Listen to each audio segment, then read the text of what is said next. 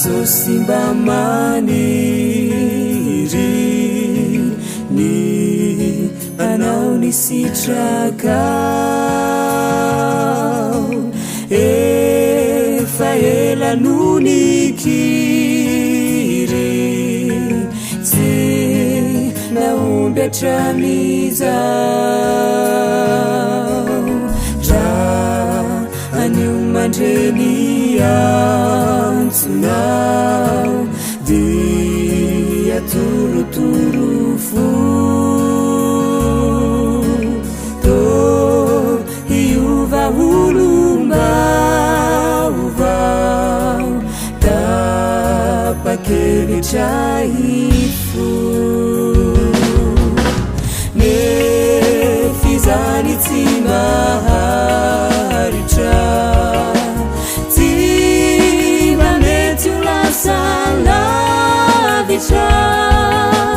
raha bitsure inday no malikunu miverina hindray zao Jesosy mba tantano oh arovy situano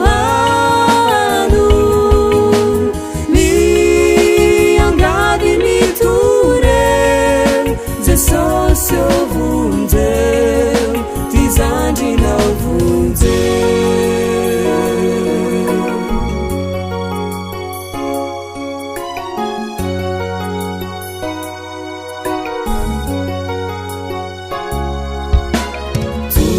turiteni marune fare be niana travara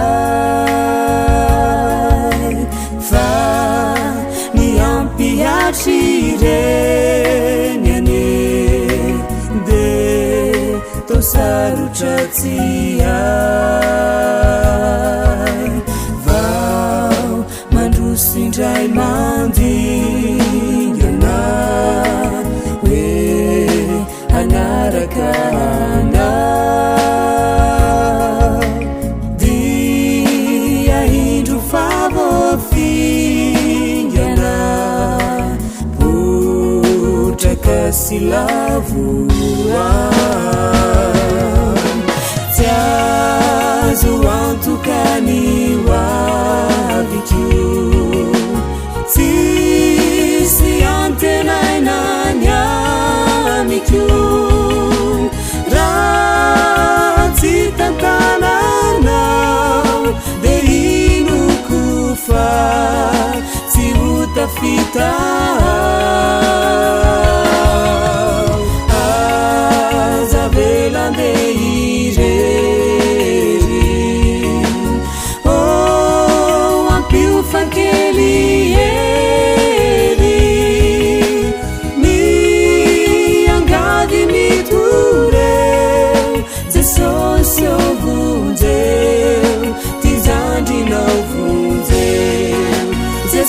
Sovunzeu tizandina ovunzeu Sovunzeu tizandina ovunzeu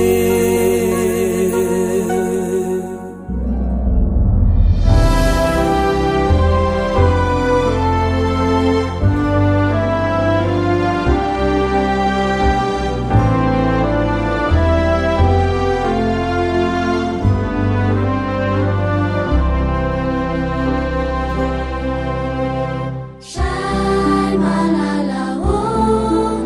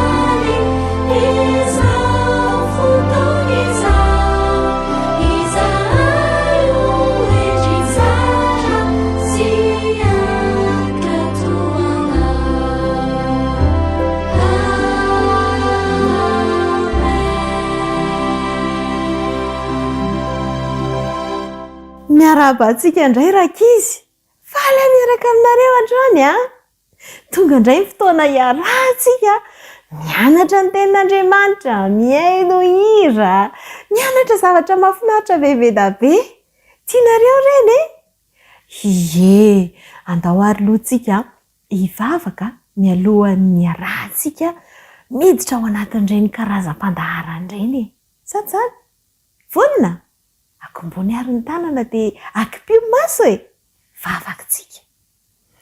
Andriamanitro misaotra anao indray izahay fa narovanao notahinao ary nomenao ty andro manokana ity dia ny sabatanao izany. Misaotra noho izao fotoana mamy izay zarainao aminay izao. Mangataka izahay mba hiasa ty anatinay ny fanainao ary tario izay amin'ny alalan'ny teninao. Amin'ny anaran'i Jesosy. Amen. Eny ary, tadidinareo ve ny zavatra nianarantsika tamin'ny heriny? Tadidy, makasika n'inona re? Zay indrindra famoronana. Tadidy daholo ve aloha ilay izy inona ary no natao voalohany eo, faharoa, fahatelo, fahaefatra sy ny sisa? Tadidy ve? Misy tsy tadidy? Andenga eo averintsika kely ilay izy hofitintsika kely aloha makasika an'ilay famoronana satria zava-dehibe mihitsy ny ahafantarantsika an'izany ary mila haintsika tsara hoe ahoana tokoa moa no nanaovan'Andriamanitra ity sao tontolo izao misy atsika ity sy ny nanaovany atsika. Andao ary hofitinina ilay izy. Tamin'ny voalohany Andriamanitra nahary ny lanitra sy ny tany. Ary ny tany dia tsy nisy endrika sady foana no maizina. Ary ny fanahin'Andriamanitra nanomba tambonina ny rano. Tamin'ny andro voalohany Andriamanitra nanao hoe misy mazava. Dia hitan'Andriamanitra fa tsara ny mazava. Dia nosarahany mazava sy ny maizina. Dia nantsony hoe andro ny mazava ary alina ny maizina. Tamin'ny andro faharoa Andriamanitra nanao hoe misy habakabaka manasaraka ny rano ambony sy ny rano ambany. Dia nantson'Andriamanitra hoe lanitra ny habakabaka. Tamin'ny andro fahatelo dia hoy Andriamanitra, aoka hiangona ny rano eny ambanin'ny lanitra ho eo amin'ny fitoerana iray. Aoka hiseho ny tany maina. Nataon'Andriamanitra hoe tany ny maina ary ranomasina ny rano. Ary hitan'Andriamanitra fa tsara izany. Ary Andriamanitra nanao hoe aoka ny tany haniry ahitra sy zava-maniry isan-karazany ary hazo. Dia nisy izany ary hitan'Andriamanitra fa tsara izany. Tamin'ny andro fahaefatra Andriamanitra niteny hoe misy fahazavana eny amin'ny habakabaka ambisaraka ny andro sy ny alina. Dia nanao ny fahazavana roa lehibe Andriamanitra, ny masoandro ho an'ny andro ary ny volana ho an'ny alina. Dia nataony koa ny kintana. Dia nataon'Andriamanitra fahazavana eny amin'ny lanitra sy ny habakabaka ireny. Dia hitan'Andriamanitra fa tsara izany. Tamin'ny andro fahadimy dia hoy Andriamanitra, aoka ny rano ho be zava-mananaina sy trondro ary ny lanitra ho feno vorona isan-karazany ary hitan'Andriamanitra fa tsara izany. Tamin'ny andro fahaenina dia hoy Andriamanitra, aoka ny tany hamoaka biby isan-karazany, biby fiompy, biby mandady, biby dia, kely sy lehibe araka ny karazany avy. Ary hitan'Andriamanitra fa tsara izany. Ary Andriamanitra nanao hoe andeha isika hamorona olona tahaka ny endrintsika araka ny tarehintsika. Ary Andriamanitra nahary ny olona tahaka ny endriny. Tamin'ny vovon-tany nanaovany azy ary nofofony fofonaina mahavelona izy dia lasa olona velona lehilahy izy. Ary hitan'Andriamanitra fa mila mpanampy sahaza raha lehilahy dia nampatoriana izy ary naka taolatehizana iray izy ka nanaovany vehivavy ary nomeny andra-lehilahy izany. Dia nitsodrano azy Andriamanitra hoe maharoa fara sy mihabetsaha ary mameno ny tany ary nomen'Andriamanitra azy ny anana manitsamboa sy ny voankazo ho sakafony. Ary hitan'Andriamanitra izay rehetra nataony ka indro tsara indrindra izany.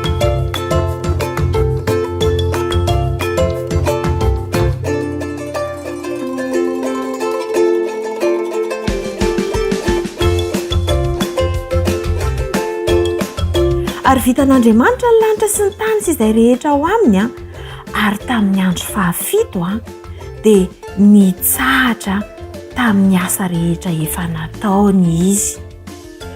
Ary Andriamanitra nitany andro fahafito sy nanamasina azy satria tamin'izany no nitsaharany tamin'ny asany rehetra izay noforoniny.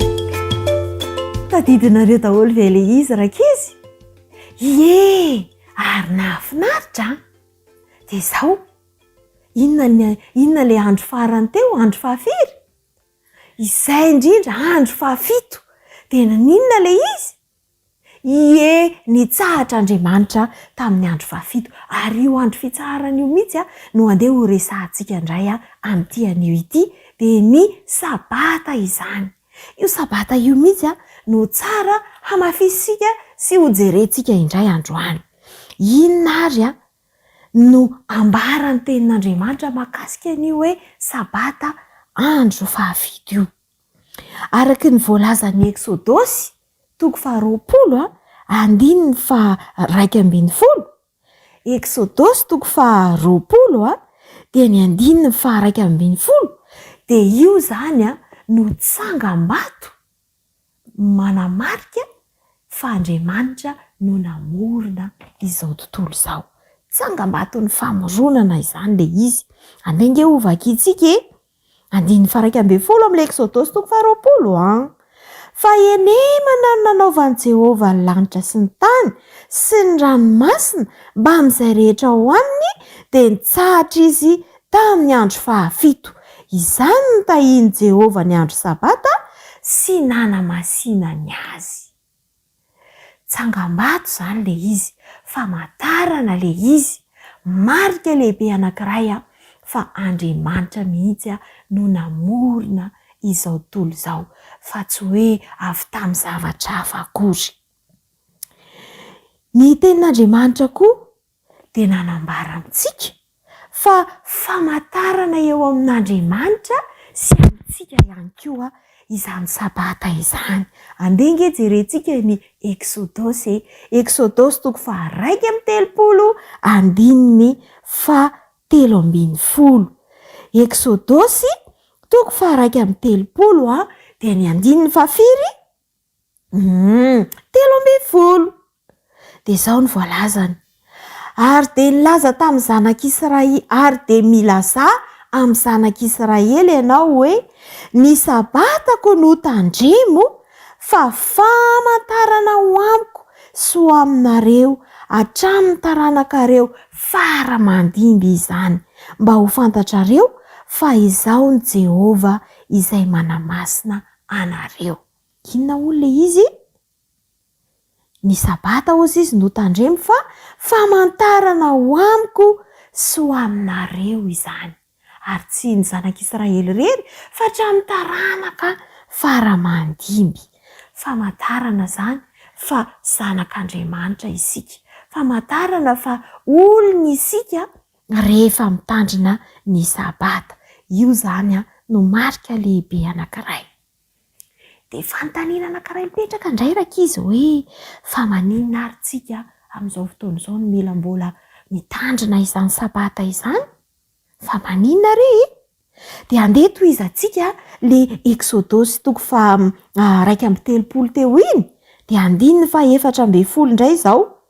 Tapany voalohany ihany ny vakiantsika. Eksodosy toko faha 1:30 andininy faha 14 tapany voalohany. Fa maninona re tsika ny mila mitandrina izany? Dia izao ny tenenin'Andriamanitra. Koa tandremo ny sabata fa masina aminareo izany. Ahoana hozy izy? Masina aminareo izany. Izay kay mahatonga antsika mila mitandrina ny sabata rakizy masina kay le izy. Tandremo izy Andriamanitra ny sabata fa masina aminareo izany. Dia izao koa inona nataon'Andriamanitra tamin'ilay sabata mahatonga azy maniraka antsika hanao azy koa? Genesisy toko faha 2 andininy faha 3. Genesisy toko faha 2 andininy faha 3. Dia ahoana ho izy? Ary Andriamanitra nitany andro fahafito sy nanamasina azy satria tamin'izany ny tsaran'Andriamanitra tamin'ny asany rehetra izay noforonony tamin'ny nanaovany azy. Inona hoy ny nataon'Andriamanitra? Nitany andro fafito izy dia nanamasina azy. Inona izany no tokony atao? Satria notahian'Andriamanitra ny andro fafito dia namasininy, dia tokony haninona an'izany koa tsika? Hanamasina izany, ho tehirizitsika ho masina ilay andro fafito satria masina tamin'i Jehova izany. Ao anatin'io sabata io zany tsika rakizy dia mandray fitahiana be da be avy amin'Andriamanitra satria notahiny manokana izany andro izany ary izay mitandrina izany dia omeny fitahiana ihany koa. Fanontaniana manaraka indray ary, dia mbola mila mitandrina ny sabata ihany ary ve tsika amin'izao fotoana izao? Sao dia mba natao an'ny zanak'Israely izany, sao dia mba tamin'ny andro famoronana fotsiny izany, fa amin'izao fotoana izao tsy ilaina intsony. Ahoana indray hozy ny tenin'Andriamanitra? Ny didin'Andriamanitra ve aloha mbola maharitra hatramin'izao e? Mbola mety amintsika izao? Ny hoe aza mangalatra, aza mamono olona, aza mitsangajanga, mbola ilaina amin'izao fotoana izao ve izany? Tena mbola ilaina mihitsy. Dia ohatran'izany koa ny didy faefatra izay nomen'Andriamanitra ao amin'ny Eksodosy. Tadidinareo ve ilay izy? Eksodosy 20:9-9 ka hatramin'ny 1:10. Vaky io tsara nge fa ao amin'ny voalohany ao dia hozy izy hoe mahatsiarova ny andro sabata anamasina azy. Enemana no iasanao sy anaovanao ny rarahanao rehetra, fa sabatan'i Jehova Andriamanitra ao ny andro fafito. Dia lazainy ao zavatra tokony atao sy ny tsy tokony atao. Mbola nomen'Andriamanitra ho antsika ho didy 10 ho didy ny sabata, hoe mahatsiarova hozy ny andro sabata. Indraindray manko adinontsika ilay izy dia mila tsarovana ary mila tandremana. Dia izao koa rehefa tonga teto an-tany Jesosy dia mbola nitandrina ny sabata izy. Tadidinareo ve? Lioka 4 andiny 9:10. Lioka 4 andiny 9:10. Tadidinareo? Nahazatra an' Jesosy nitandrina ny sabata. Hozy izy hoe dia tonga tao a Nazareta izay nahabe azy izy ary araka ny fanaony dia nandeha niditra tao amin'ny sinagoga tamin'ny andro sabata izy dia namaky teny tao. Tena fanaon'i Jesosy foana ny mitandrina ny sabata. Ary farany rakizy, natokana ho an'ny karazan'olombitsy ve ny sabata? Ohatra hoe ho antsika malagasy ihany ve ny sabata? Sa ho an'ny vazaha frantsay na amerikanina na hoe ry zareo jiosy na hoe zareo arabo? Natao ho an'zareo ihany ve? Ahoana hozy izy? Andeha ho vakitsika farany ny Isaia 4:9-17. Isaia 4:9-17 dia hoy izy hoe arisaky ny voaloham-bolana sy sabata isa-tsabata dia ho avy ny nofo rehetra iankohako eo anatrehako hoy Jehova. Iza zany izao zany nofo rehetra? Malagasy ihany ve? Rehefa olombelona zany ny nofo rehetra isaky ny sabata dia iankohako eo anatrehako hoy Jehova. Midika izany fa natao antsika rehetra, natao anareo koa rakizy ny sabata, natao an'ny dada sy neny, natao an'ny ankizy, natao an'ny olona rehetra, ary nasen'Andriamanitra no hamasintsika, handraisantsika fitahiana ary hitsaratsika tahaka n'Andriamanitra izay nitsahatra ihany koa.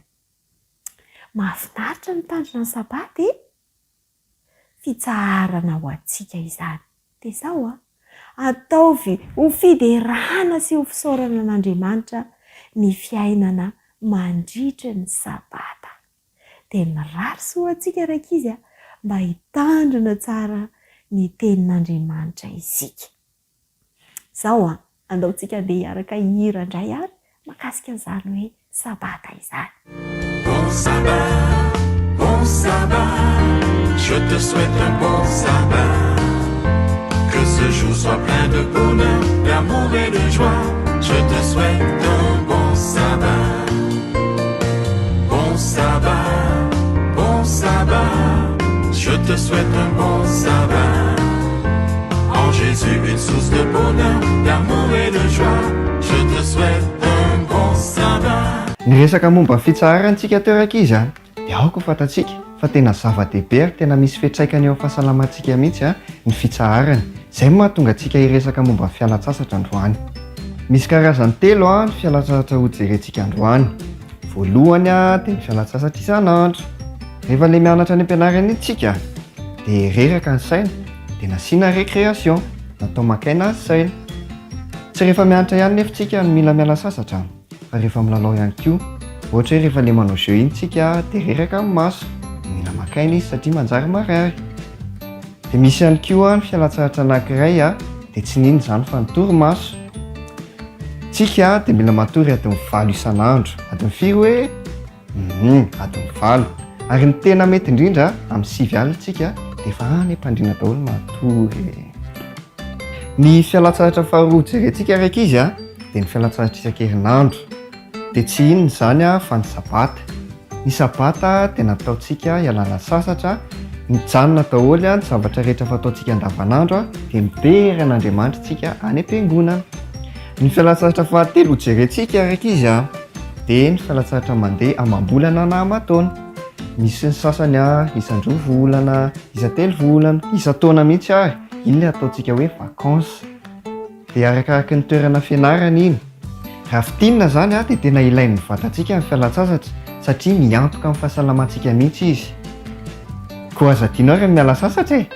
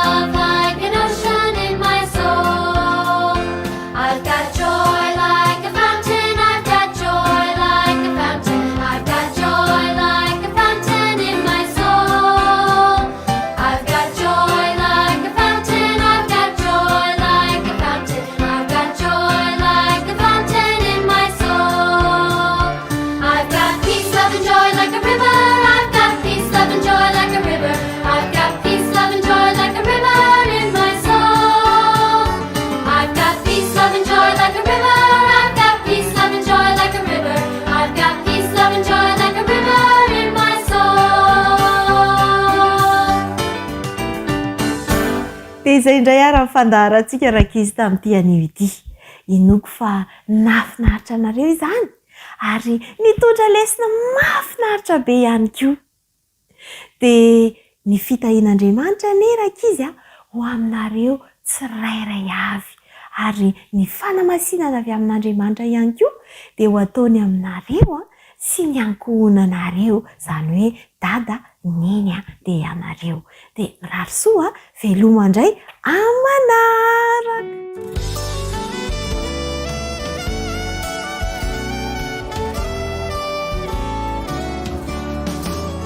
We have been called to follow Christ. We are to preach, we are to teach, we are to fight. So where you lead me, I will go. Touch my lips, by your strength I will go. I will go where you lead me, I will go.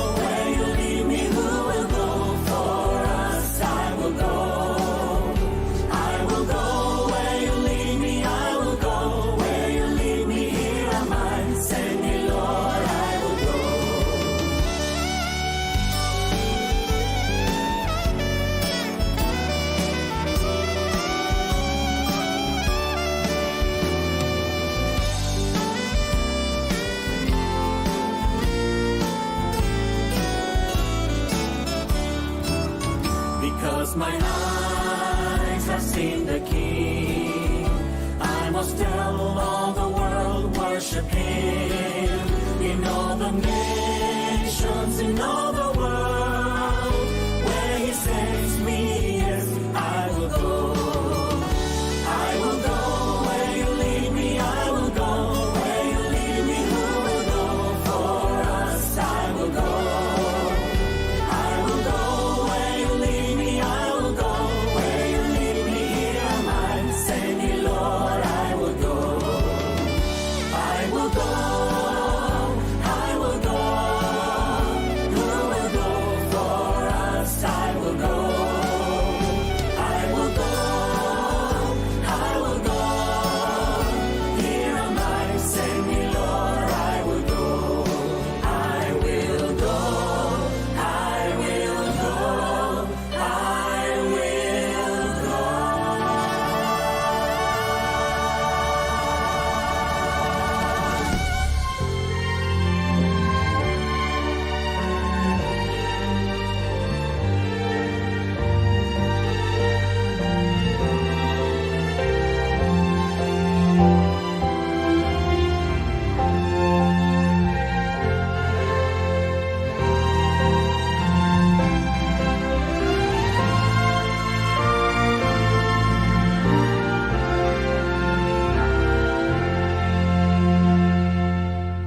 Feno fifaliana trano ny fo afaka miaona finaritra aminao indray a manaraka ny fandaharana ary raisinao tombontsoa ny fananantsika ny pastora André Palatina Fanera izay tondra ny fanohizana ny famelabelarana ny ten'Andriamanitra mahakasika an'ilay lohahevi-dehibe hoe Kristy fahamarinantsika. Miaraba anao mpanaraka ny fandaharana, miaraba ny teknisianina ary faly mandray ny pastora André Palatina Fanera. Tonga soa atao anatin'ny fandaharana tompoko. Ao fifaliana mandrakariva no hiarana moa zany namanadinao mandinika ny ten'Andriamanitra mahafinaritra mandrakariva ny mandinika ny ten'Andriamanitra ary mankasitraka hanao hainko izay tena manana faharetana miaraka aminay zany mifandinena nyty ten'Andriamanitra ty izay mifototra amin'ilay lohahevitra hoe Kristy famarinantsika. Ny faniriana dia hoe izay fotoana lavalava izay niarahantsika nandinika ten'Andriamanitra zay dia mba tena hitondra fanamarinana ary hitondra famonjena sy fiainana ho antsika tsirairay avy. Ya, mamela ianao ry mpijery ajaina, anao jeritodika fohy ireo karazana fanaka izay hitantsika teto mba amin'ny heviny izay nentin'ny pastora André Palatina Fanera tato anatin'ny fandaharantsika rehefa avy nitsidika nandalo tery amin'ny alitara fanaovana fanatitra zany tsika tamin'ny alalan'ilay zanak'ondry nitondrana ny fahotan'ny mpanota, namindrana ny fahotan'ilay mpanota tao amin'izany zanak'ondry zany dia nalatsaka ny rany dia nentin'ilay mpisorona niditra ilay vilia nisy an'ilay raha nandalo teo amin'ny tavy fisasana izay nampianarina teto amin'ny fandaharana hoe maneho ny fanasana ny fahotan'ilay mpanota amin'ny alalan'ny batisa zany no tandindana asehon'izy io dia rehefa voadio io mpanota io dia miditra makao amin'ny lalindalina kokoa mandalo ny mofo aseho dia mandalo ihany koa ny fanaovan-jiro fitorantsana izay ilay mofo aseho maneho an'ny Kristy ilay milaza fa mofonaina izy izay ozy hoe izay mihinana ny nofoko sy misotro ny rako no manana fiainana mandrakizay. Dia teo ihany koa ny fanaovan-jiro izay nazavana tamintsika teto hoe sady manambaran'i Jesosy ilay telo tonga nofo fahazavana zao tontolo zao. Dia ny mpanao salamo milaza fa fanino ny tongotra sy fanazavana ny lalako ny teninao. Tsy azo sarana zany rehetrarehetra zany rehefa maresaka nyty dingana ho amin'ny famonjena ity dia tafiditra ao anatin'izay zany ny famelan-keloka, ny fanadiovana ary ihany koa ny fandrakofana n'ilay mpanota ny fahamarinan'ny Kristy izay lohahevitra lehibe hiarahantsika eto. Somary ampiako kely izay famotinana zay namanadinao dia le hoe avy nandalo an'ilay tavy fisasana dia miditra ao amin'ny efitra masina amin'izay zany dia miaina amin'ilay mofo aseho ary mandeha amin'ny mazava eo amin'ilay fanaovan-jiro. Dia raha fitiana kely izy dia zao le mofo aseho mampitandindony Jesosy le mofo velona nidina vitany an-danitra lay fanaovanjiro tandidony Jesosy lay fahazavany zao tontolo zao le mofo aseho mampiseho ihany koa ny ten'Andriamanitra zay mofo mahavelona ary ny teny moa zany any amin'ny testamenta taloha dia milaza hoe hitako ny teninao ka nohaniko ary lay fahazavana fanaovanjiro ihany koa dia mampiseho ny ten'Andriamanitra ihany koa zay tenenao teo izy Salamo 7:1-5 fa ny ilon-tongotra sy fanazavana lalana ny teninao dikan'izay ny Jesosy sy ny ten'Andriamanitra tsy afa-misaraka azo namana dinolo izy Jesosy sy ny ten'Andriamanitra tsy afa-misaraka ary zay no mahatonga Jesosy ny teny ao amin'le Jaona 5:7 manao hoe dinionnareo ny soratra masina fataonareo fa ao aminy no anananareo fiainana ananana fiainana na le mofo na le fahazavana zay mandeha amin'ny mazava manana fiainana satria le zay mihinana mofo no manana fiainana ao aminy no anananareo fiainana ao izy Jesosy sady ireny no manambara dika zay namana dinao dia zao ny olona anankiray zay mino an Jesosy izy manaiky an Jesosy ho mpamonjy izy manaiky ny famonjena zay nataon Jesosy teo amin'ny altara izy ary nodiovina sy nosasana teo amin'le tavy avy eo miaina miaraka amin'i Jesosy amin'le mofo aseho zany miaina amin'i Jesosy Kristy lasa fivelomany na hoe fiainany Jesosy Kristy ary mandeha ao mazava izy amin'ny alalan'le fanaovanjiro ny ahitana an'izay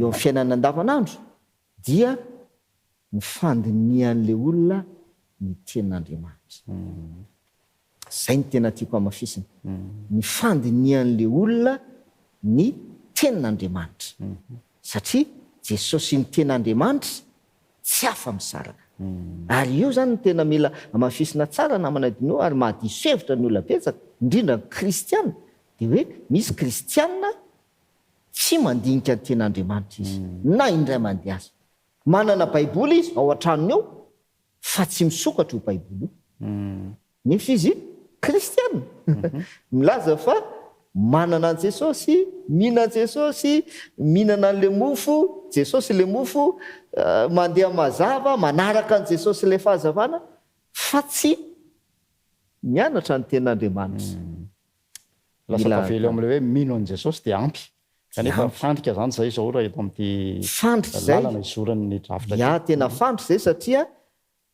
averiko le izy Jesosy sy ny ten'Andriamanitra tsy afa-misaraka tompoko ary ny ten'Andriamanitra ane manamafy an'izany Jaona voalohany ane Jaona toko voalohany ane manamafy an'izany sady zay ary ny teny tamin'ny voalohany dia tao amin'Andriamanitra ary ny teny dia Andriamanitra sady zay ary hitanay izy le teny ao amin'ny 9:7 izy milaza zany le teny dia tonga nofo kanona tamintsika ary hitanay voninahiny dia miendrika ho an'le lay tokana le teny tonga nofo dia tsy iza fa Jesosy zay mahatonga hoe Jesosy sy ny ten'Andriamanitra tsy afa-misaraka dia ny kristiana nefa zay mahatonga anaty tena hoe mila mitandrina tsara ny kristiana nefa ny akamaroa ny kristiana amin'izao andrenantsika zao sarahany Jesosy sy ny ten'Andriamanitra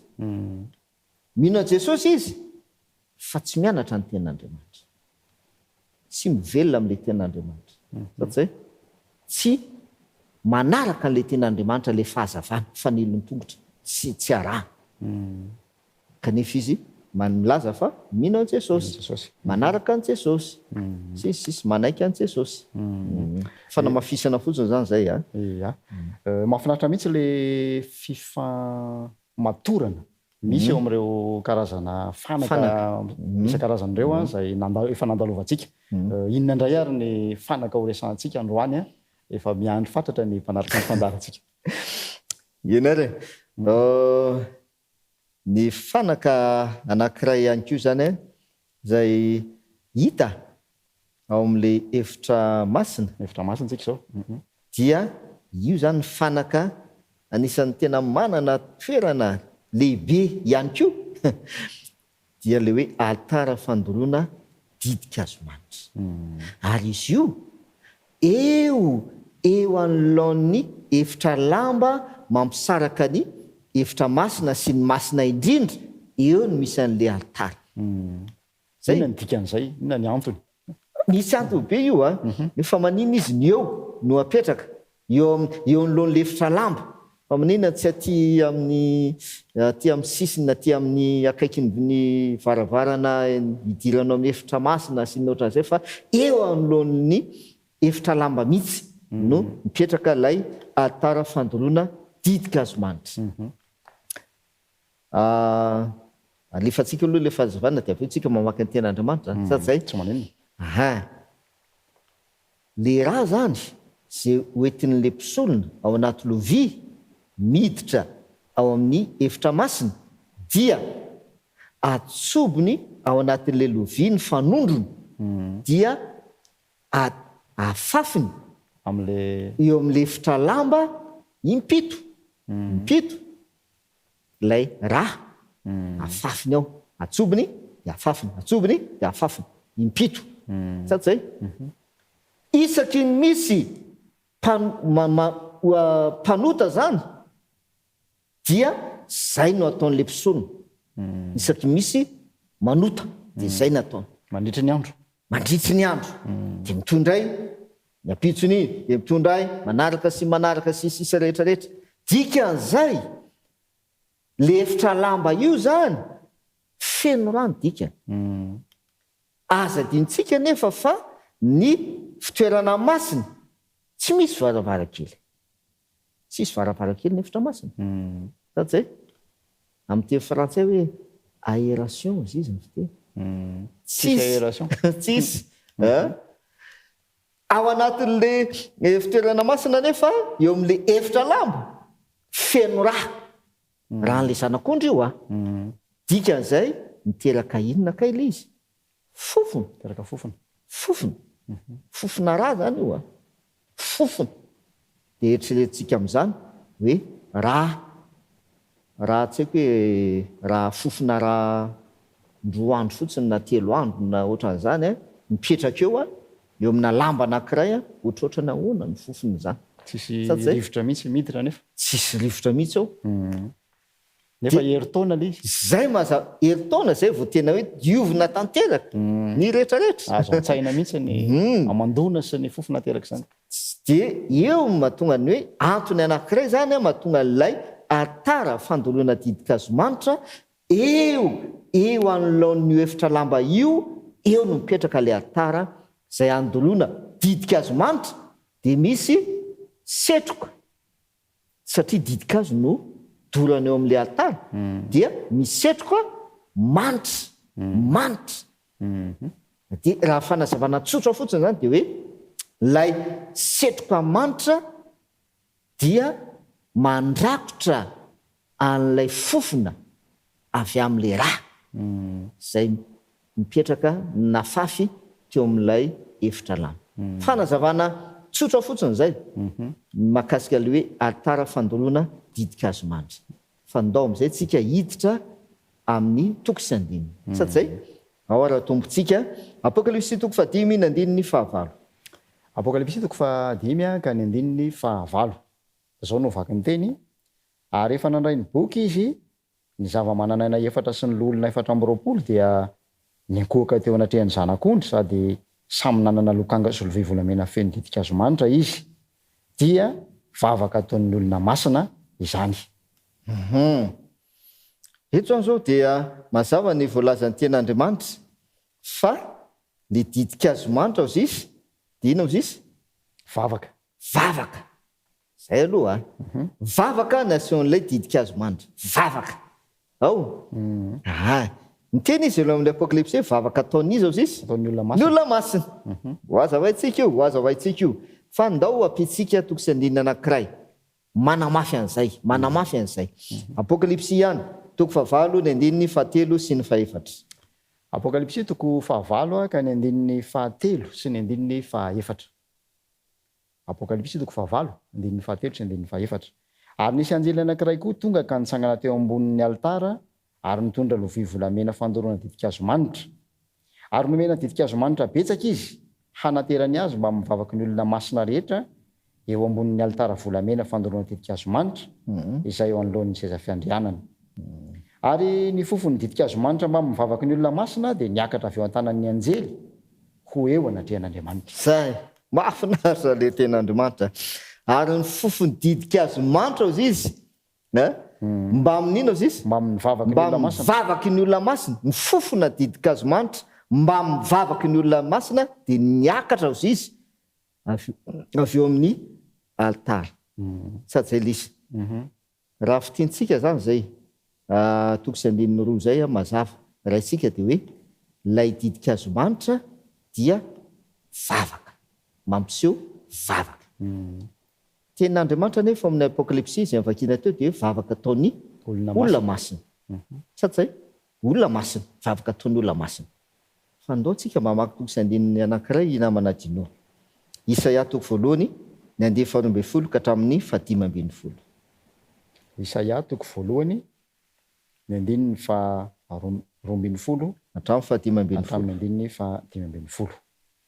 Isaia toko 1 ny andiny 12 hatramin'ny 15. Raha vao miseho anatrehako ianareo, iza moa no nitady anareo anitsakitsaka ny kianjako? Aza mitondra fanatopona intsony, fofona fahavetavetana amiko zany. Ny voalambolana sy ny sabata ary ny fiatsoam-piangonana, tsy zakako ny fivoriana masina haroarom-paharatsiana. Ny voalambolanareo sy ny fitaom-pivavahanareo dia ala ny fanahiko, mavesatra amiko zany ka sasatra mitondra azy aho. Raha mananty tanana ianareo dia hitapo-maso tsy hijeranareo enina dia manao vavaka be aza ianareo dia tsy haino aho feno ran'olona ny tanana. Jesosy volaza eto milasika hoe le didikazo manitra vavaka ataony olona masina sady zay dia milaza izy amin'ny Isaia Jehovah no miteny atsaharo ny fanatitra ataonareo fofony fahavetavetana amiko izy izy na dia manao vavaka be azy ianareo zay le didikazo sady zay vavaka na dia manao vavaka be azy ianareo izy izy dia hitapo maso tsy hijery sy tsy haino anareo ao izy izy. Inona natony le andiny 15 feno ran'olona ny tananareo feno ran'olona zao li zany namana Dino mazava tsara raha hoe vavaka ataotsika le didikazo manitra dia marina le Isaia fofona fahavetavetana eo anatrehan'Andriamanitra satria nao fenontsika ne mpanoty tsy ankasitran'Andriamanitra ny vavaka ataotsika tsy ankasitran'Andriamanitra fa inona zany tena dikan'ilay altara fandoroana didikazo manitra raha mampiseho vavaka raha mampiseho vavaka le altara fandoroana didikazo manitra vavaka ataon'izy satria eto eo amin'ny Isaia toko 1 dia mazava be ny vavaka izay ataotsika fofona fahavetavetana amin'Andriamanitra satria tsika mamon'olona mandainga feno ran'olona ny tanantsika ao zisy ny baiboly mpanota dia fofona fahavetavetana no miakatra any amin'Andriamanitra fa eto ao amin'le fitoerana masina didikazo manitra fofona manitra no mameno an'ilay fitoerana masina miakatra eo anatrehan'Andriamanitra fofona manitra amin'ny fomba ahoana dia ndao maky an'ity toko sy andiny ity tsika Jaona toko 4 ny andininy 7. Jaona toko 4 ka ny andininy 7. Jaona toko 4 ny andininy 7. Ary na inona no angatanareo amin'ny anarako dia ataoko zany mba hankalazana ny ray eo amin'ny zanaka. Zay teny Jesosy io teo sisy Jesosy hoe na inona angatahinareo amin'ny alalan'ny vavaka zany a zay sady zay mangataka amin'Andriamanitra tsika amin'ny alalan'ny vavaka na hoe mivavaka tsika mivavaka na inona angatahinareo amin'ny anarako hoy Jesosy amin'ny anarako dia ataoko izany mba ankalazana ny ray ao amin'ny zanaka. Ampitsika le toko sy andininy Jaona toko 2:10 andininy fa 4:20. Jaona toko fa 4:20 andininy fa 4:20 ka ny andininy fa 4:20. Jaona toko fa 4:20 ny andininy fa 4:20. Zao ny vaky ny teny. Amin'izany andro zany dia angataka amin'ny anarako ianareo ary tsy milaza aminareo fa izaho no angataka amin'ny ray ho anareo. Zao tsara azavain'i Jesosy ilay izy hoe na inona angatahinareo amin'ny anarako izy izy Dia ataoko zany. le olona zany zao no mangataka amin'ny ray amin'ny anaran'i Jesosy sady zay na inona angatahinareo amin'ny anarako dia ho ataoko zany. Fa ato amin'ny Jaona toko 4:20 andininy fa 4:20 dia tena azavain'i Jesosy marina ny fandihan'le izy. Dia ozy izy aveloko vakina le izy. Dia ozy izy hoe amin'izany andro zany dia hangataka amin'ny anarako ianareo. Zay le efa mahazatra antsika hoe mangataka na hoe mivavaka amin'ny anaran'i Jesosy. Sady zay amin'izany andro zany dia mangataka amin'ny anarako ianareo izy. Ary tsy milaza aminareo aho izy. Jesosy no teny ary tsy milaza aminareo aho fa iza no angataka. Izaho Jesosy, izaho no hangataka amiray ho anareo. Aike zany le aritara fandoroana didikazo manitra. Tsy tsika no manao vavaka. Tsy vavaka ataotsika io. Fa Jesosy io Jaona toko 4:20 Jesosy no hangataka amiray ho atsika. Azo namanadinao tsara ny masina fa zany. Tsy sika no mangataka manandratra vavaka any amiray. Fofona fahavitavitana ny vavaka ataotsika. Isa toko 1. Fa eto Jesosy no angataka amiray ho atsika. Dia izay mahatonga an'izy didikazo manitra. Dia rehefa Jesosy no mangataka dia manitra le fofona. Dikan'izay raha fitetsika kely zay fanazao zay lay atara fandoroana didikazo manitra zany dia maneho an Jesosy Kristy mivavaka ho atsika. Maneho an Jesosy Kristy mifona miditra amin'izay le Romanina toko 9 andininy fa 3:30 sy 7:30 hoe iza ny manameloka Kristy nefa maty nitsangana tamin'ny maty petraka ao tanan'ankavan'Andriamanitra mifona ho atsika. Le altara fandoroana didikazo manitra ne io hoe mifona ho atsika izy aseon'le altara fandoroana didikazo manitra. Rehefa atao jeritodika indray mandeha zany dia hoe tena nilaina kay ray dingana rehetra teo alohan'le vavaka zany nanomboka tary amin'ny famelan-keloka ary amin'ny zanak'ondry nandalo tamin'ny tavy fisasana nandalo tamin'ny fiainana ny ten'Andriamanitra mba hifanaraka amin'ny sitrapon'Andriamanitra ny fiainan'ilay mpanota ary saroman'i Kristy amin'ilay fofo manitra ny fahamarinany ilay mpanota. Izay vao mandeha amin'ilay dingana manaraka ho any amin'ilay hoe vavaka asanatry ny olona masina tonga eo amin'ny seza fiandrianana raha ohatra ka azoko tsara le fahalalana. Dia amafiso kely zay famitinana nataonao zay hoe jereo tsara fa le fanamarinana satria Kristy fahamarinantsika le lohahevitra le fanamarinana zay ataon'i Jesosy atsika na an'le mpanota nanomboka hatrany amin'ny altara. Mandeha mandro tonga eo amin'ilay altara fandoroana didikazo manitra mbola manamarina an'le mpanota foana Jesosy satria mifona ho an'le mpanota Jesosy altara fandoroana didikazo manitra. Angataka amiray ao izy mahafinaritra be le Jaona toko 4:20 andininy fa 4:20 tsy anareo izy no mangataka fa izaho no angataka amiray ho anareo.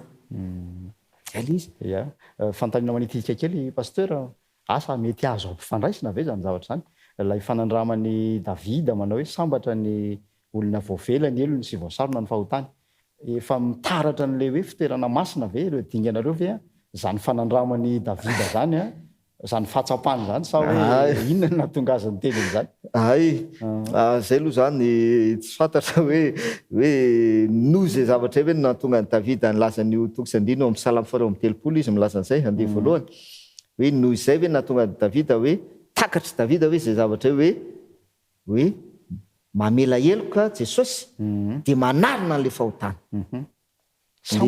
le didika azo manitra le fofona manitra manarina an'le fahotana sady zay manarina an'le fahotana zay tsinona fa lay fofon'le raha zay nafafy teo amin'ny efitra lamba le raha zay nafafy teo inany e no iny le tadidon'le fahotana zay rahan'le zanak'ondry zay novonon'le mpanoty tare amin'ny altara dia rakofan'lay fofona manitra avy amin'le didika azo manitra tsy fantatra fa ny zavatra azo ambara zany na manadinao dia zao le fanamarinana zay ataon'i Jesosy le fanamarinana zay ataon'i Jesosy atsika raha matsikatra tsara ianao dia ohatran'izao le fanamarinana mamela ny helokontsika izy eo amin'ny altara Hebreo milaza an'izay tsy misy famelan-keloka raha tsy misy raha latsaka mamela ny helokontsika izy eo amin'ny altara tamin'ny nahafatisan'ilay zanak'ondrin'Andriamanitra nahafatisan'ny tenany zany avy eo manadio atsika indray izy manasa atsika izy ho afaka amin'ny tsy fahamarinana rehetra tavy fisasana sady zay avy eo manome fiainana ao atsika izy amin'ny alalan'ny finanana mofo sy fandehanana eo amin'ny mazava zay mandeha eo amin'ny mazava azy izy no manana firaisana aminy manana firaisana aminy zay mandeha eo amin'ny mazava fanaovanjiro zao fanaovanjiro zany zao dia tsy vitany hoe manome fiainana ao atsika izy rehefa voasasa ny fahotanao voadio ianao voavela heloka ianao tary amin'ny altara manome fiainana ao anao izy tsy vitan'izay ihany fa manarina ny fahotanao mihitsy izy saromany ny famendrehana izany le didika azo manitra zay mangataka amin'ray ho anao ho atsika dia izy manarina ny fahotantsika le didika azo manitra saromany ny fahotantsika dikan'izay na manadinao mahafinaritra be nala izy eo anatrehan'Andriamanitra zany zay hiditra amin'ny masina indrindra tsika io ao ny misy ny vohinahitr'Andriamanitra sady zay eo anatrehan'Andriamanitra mandra-pahatonga atsika ho tafiditra eo anatrehan'Andriamanitra efa voasarona ny fahotantsika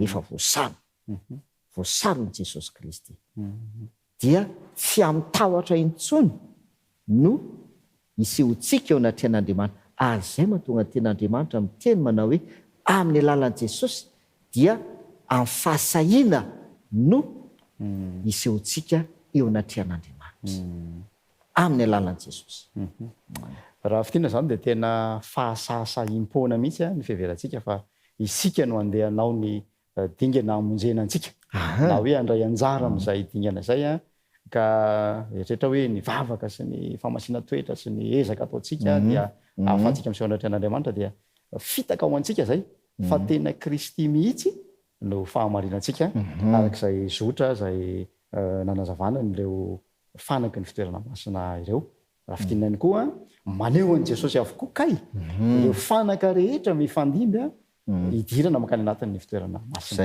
zay indrindra tena re lasa ny fotoanantsika na dia mbola mamy dia mamy aza ny tenin'Andriamanitra ndao entina mbavaka indray ny mpanaraka ny fandarana pasteur ok ary fa zao misy tokosy andininy anankiroa zay tiako vakiana dia hanao vavatsika Timoty voalohany toko faharoa andeha fadimy Timoty voalohany toko faharoa andeha fadimy zay manamafy Timoty voalohany toko faharoa andiny fadimy manamafy ny lay mahazava-dehibe an'ilay tara fandoroana didika azo manitra. Lay indray mantsy ohatrany hoe ohatrany tsy tena azo tsara ary ohatrany hoe amin'ny teo français tsy heverina loatra, tsy considérena loatra le tara fandoroana didika azo manitra fa ohatrany hoe fanaka madinidinika zany fa le fanaovan-jery sy nanana ohatrany hoe tena hoe fanakalehibe sy tena hoe asandratra fa le fandoroana didika azo manitra ohatrany hoe kelikely zany.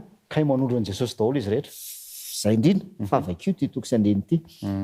Timoty voalohany toko faharoa andininy fahadimy. Timoty voalohany toko faharoa ny andininy fahadimy. Fa iray no Andriamanitra ary iray no mpanalalana amin'Andriamanitra sy ny olony dia Kristy Jesosy izay olony. Zay. Io le tara fandoroana didika azo manitra Mpanalalana. io ny mpanalalana.